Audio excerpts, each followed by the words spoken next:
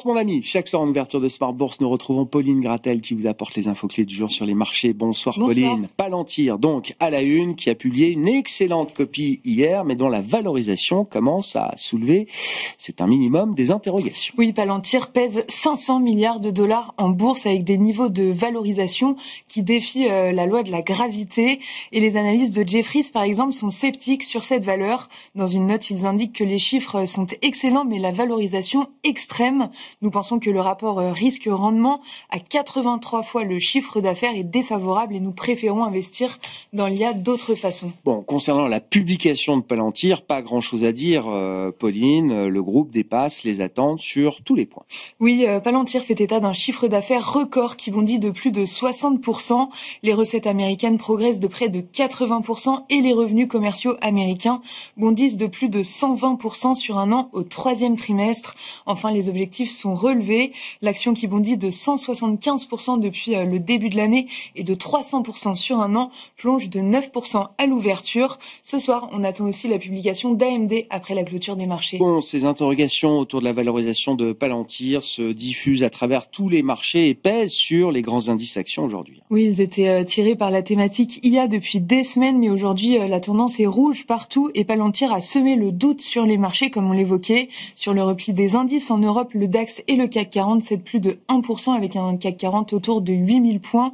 En Asie, même tendance, le Nikkei cède plus de 1,5% en clôture et le Kospi sud-coréen plonge de 2,5%. Aux États-Unis, les grands indices ont ouvert en repli de plus de 1% pour le Nasdaq. À part les résultats de Palantir, quelles sont les autres publications qui étaient suivies sur le marché américain, Pauline? On a regardé les résultats de Uber qui fait état d'un chiffre d'affaires en hausse de 20% au troisième trimestre. C'est supérieur aux attentes. En revanche, la prévision de bénéfices ajustés pour le quatrième trimestre est inférieure aux attentes. Le titre plonge de 8%.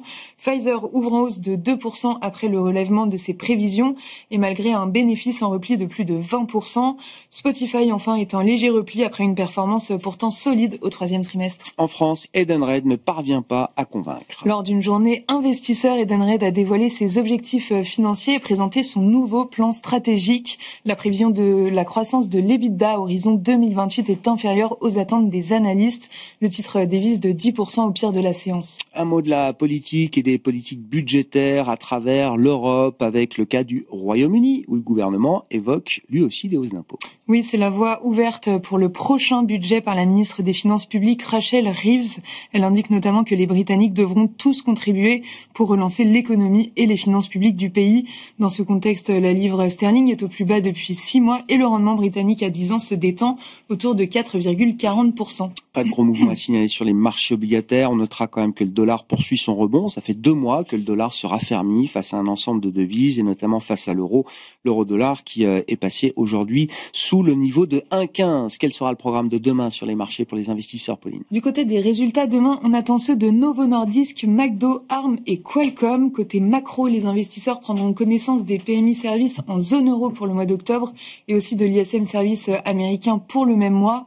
Pour rappel, cette semaine aurait dû être celle de l'emploi américain, mais le shutdown se poursuit et devient le plus long de l'histoire puisque ça fait 35 jours aujourd'hui. Du coup, les investisseurs vont se contenter pour l'instant de l'enquête ADP sur l'emploi privé du mois d'octobre.